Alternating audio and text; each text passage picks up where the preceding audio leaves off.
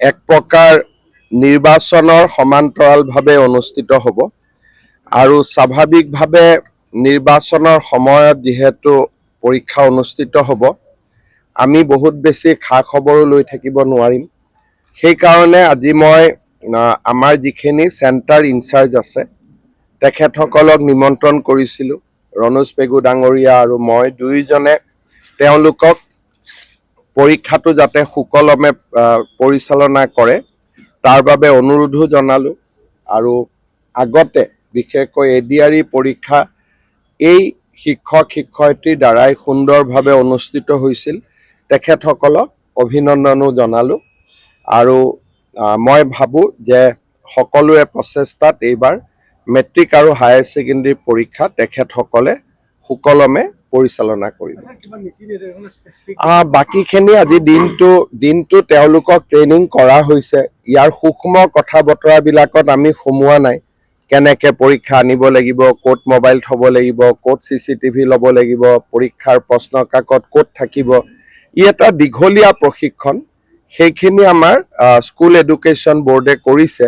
সেই বিষয়টোত আমি সোমোৱা নাই আমি মাত্ৰ তেওঁলোকক এইটোৱে পৰামৰ্শ দিছোঁ যাতে পৰীক্ষাটো ভাল কৰি আপোনালোকে পৰিচালনা কৰে আপোনালোকৰ ওপৰত আমাৰ বিশ্বাস আছে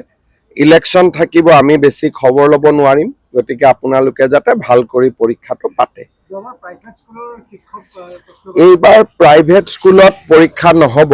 আৰু হায়াৰ ছেকেণ্ডেৰী মেট্ৰিক দুইটাই চৰকাৰী স্কুলতে অনুষ্ঠিত হ'ব আৰু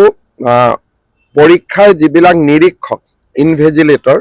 তেওঁলোকো আগে পিছে আমি প্ৰাইভেট বিদ্যালয়ৰ শিক্ষক শিক্ষয়িত্ৰীক আনো এইবাৰ সিদ্ধান্ত লোৱা হৈছে যে প্ৰাইভেট স্কুলৰ শিক্ষক শিক্ষয়িত্ৰী নাথাকিব কাৰণ ক'ৰবাত কিবা ভুল হ'লে প্ৰাইভেট স্কুলৰ শিক্ষক শিক্ষয়িত্ৰীৰ ওপৰত চৰকাৰৰ কৰ্তৃত্ব নাথাকে আমি একশ্যনো ল'ব নোৱাৰোঁ সেইকাৰণে এইবাৰ আমি কৈছোঁ যে যিহেতু বহুতখিনি নিযুক্তিও হৈ গ'ল সেইকাৰণে চৰকাৰী বিদ্যালয়ৰ শিক্ষক শিক্ষয়িত্ৰীসকলেই পৰীক্ষাৰ নিৰীক্ষণৰ দায়িত্ব ল'ব এতিয়াতো কোনো শ্বৰ্টেজ নাই যোৱা কেইদিনমানত 10,000তকৈ বেছি শিক্ষক শিক্ষয়িত্ৰী নিযুক্তি হৈছে আৰু ফেব্ৰুৱাৰী মাহত আৰু 5,000 মান শিক্ষক শিক্ষয়িত্ৰী নতুনকৈ নিযুক্তি হোৱাৰ সম্ভাৱনাও আছে